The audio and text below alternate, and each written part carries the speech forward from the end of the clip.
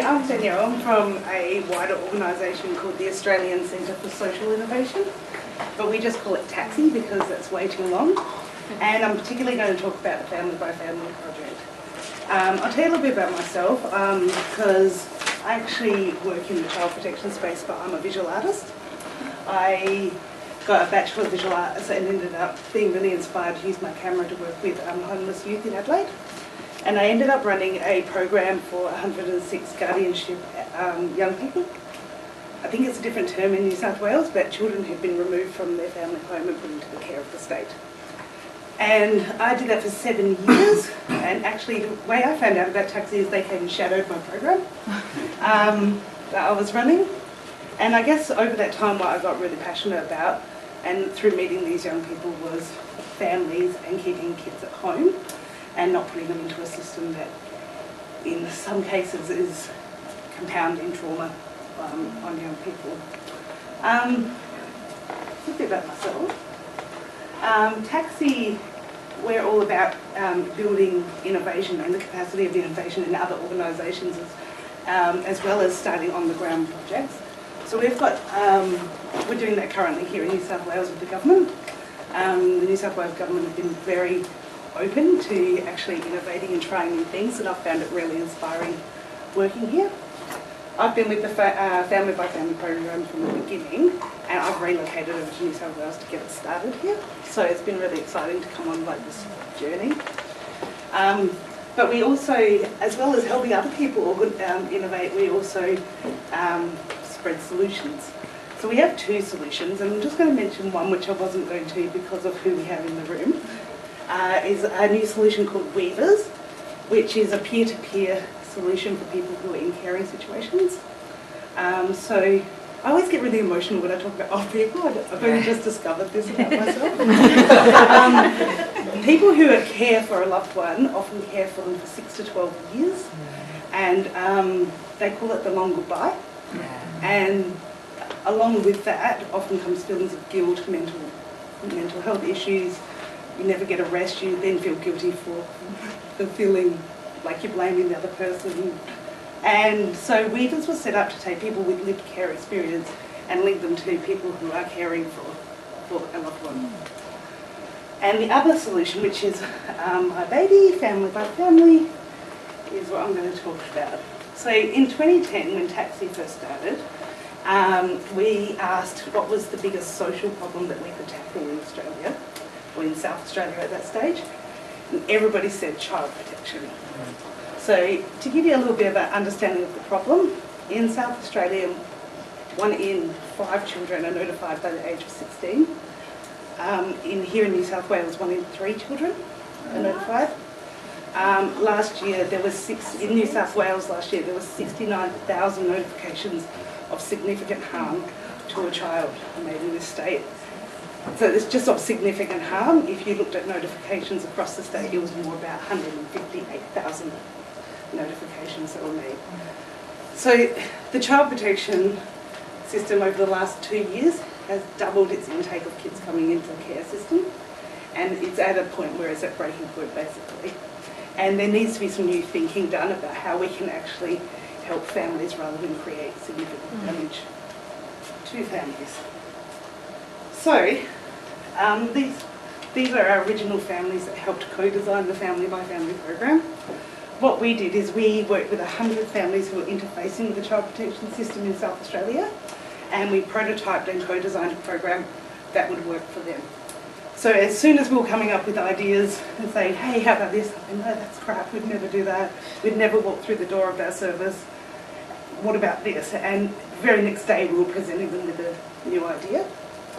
So in my world, in the NGO space, usually that's called piloting a program, except piloting costs a lot of money, and it usually goes for about a year before you realise it doesn't work, and then you get rid of it.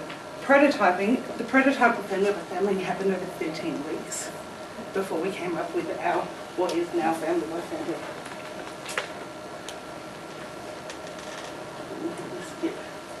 And this is the idea that the families came up with. So what would happen if we could take somebody who'd been through a really tough time themselves, maybe they'd had a kid removed, But for whatever reason, they dodged that and they'd been able to get a child restored, and now they were really thriving as a family. So what if we could find and take those families who'd been through tough times, but had come out the other side, and were now having way more ups than downs, and train them and equip them, and link them to a family who were right in the thick of it, and they could show them what they did to come out the other side. So that is what Family by Family is in a nutshell. This is just more a slide about co-design. One of the things that we would talk about at TACSI is, are people truly co-designing? And what we would say is, if you're not spending more than 50% of your time out of the office, maybe you're not co-designing. But this is how the program kind of grew. So we started with a group of 100 families in Marion in 2010. In 2011, we moved to an area in South Australia called Playford, which is very similar to where we're working now, Mount Druitt. Then by 2013, we moved into the southwest of Adelaide, and also now we're here in New South Wales in Mount Druitt, which is really exciting. And it's resonating really well in Mount Druitt. We started working in January. We're currently working with 50 families. I just wanted to touch on scoping as part of the design process. So before we start a new site, we actually undergo a period called scoping, which is really about trying to work out specifically what's at play for that specific community. Does our program resonate with our community? And we really test a lot of our assumptions. So when we moved to Playford and then again to Mount Druitt, we spent 3 months just hanging out with families. So in Mount Druitt, I think we just stopped people in supermarkets or in parks and said, hey, if we bought your family their favourite takeaway, can we come and hang out with you in your home? So in Mount Druitt, we had 25 of those dinners, and we took a whole pile of tools and things with us, and families taught us about their community. And as a result of what we heard, we actually made adaptations to our program to make sure we had a nice tight fit for that community. So Family by Family Marion, Family by Family Playford, and Family by Family Mount Druitt all look different, and that's actually really good for us and also for the people, the end user. Skip over. Okay. So this is a new project that's still building, but after our 3 years in Family by Family, we realised that we're really kind of missing an opportunity to really use kids as change makers. So we're for the whole family, and kids are involved in link-ups, but we've just been getting the most incredible stories back about where kids have made change. And we had one family in South Australia that stands out in my mind, she was an older mother. Her son was epileptic.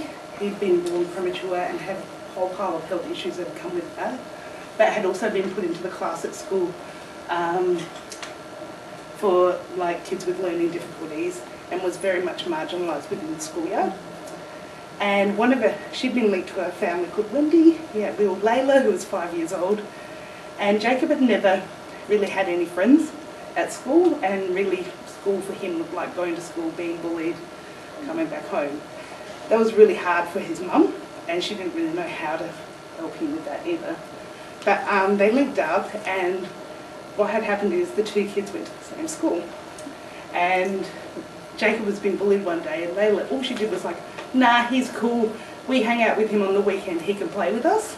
And they made a friendship, and it just became this life-changing moment for the mum, of she was ringing us and going, oh my goodness, I can't believe that this friendship has happened for my son. And she was, so we started looking at what we could do more with the kids who are working our program. So we applied the same principles that we did to grow the program, but with kids, and we started going and hanging out on link-ups and watching what they were doing.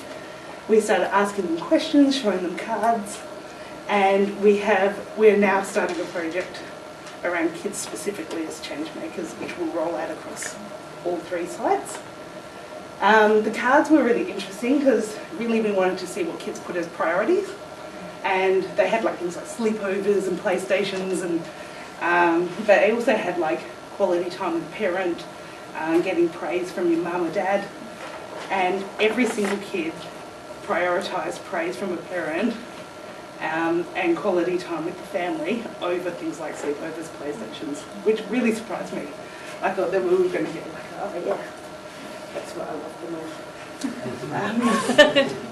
Yeah, I'll just close this photo. I don't know if you can see it. These are our Mount Druitt families. Mount Druitt families are really big. We had a barbecue last weekend and we had 18 families who didn't make it, and we still had 90 people there. We got one sharing mum who's single mum of 12 kids. Wow. It's like crazy. But yeah, just to end, I might just share just one quick story. Is that all right? Okay. So, share a story about a lady called Linda, who I met in Playford. I met her when I was hanging out at a supermarket one day because we just did these pop-up stalls, and we run a kids' activity, and that's how we meet families. And what's been really interesting about that, both in Playford and Mount Druitt, is we're often meeting families with open child protection cases who are self-referring into the program. Wow. So then we'll get a phone call from a social worker making a referral and say, oh yeah, they've been looked up for 3 weeks, that family. But Linda came up to us and said, I don't know if you can help me. Families are saying, don't neglect my kids. And I was like, oh, okay. I was like, do you clothe them? Do you feed them? Yeah. Do you know how to love them? Oh, that would be good. And I rang her social worker, and the social worker said, we're in court this week to remove all 4 children into care. So it was we've kind of come too late. But this amazing social worker said, look, I'll advocate in court for us to extend it to a 6-month supervision order, and we'll give this a shot, because it's the first time we've heard it actually try and actively be part of the program. So they did do that, and what happened, which was really interesting, on the first weekend we linked this family up. They went camping, which was well out of Linda's normal comfort zone. But what happened while they were camping is overnight one of the children started crying, and the sharing family could see that the mother wasn't responding to the child. So almost instantly they were able to start asking questions like, do you think she might be scared? Do you think this might be happening? And role modelling that in context learning that happens, which is how family by family really works. And 6 months later, the case was completely closed. There was no government intervention. I think the other thing that's important about that is that actually comes to a cost, with a cost benefit to the government. Yeah. So we were able to work out, and we weren't able to kind of count post-care costs, which are really high, especially if you start looking at juvenile justice and the things that happen, we all know happen post-care. But we were able to work out that just those 4 kids was a cost saving of $2.4 million from their ages to 18. Yeah, so I'll end it there and take questions later.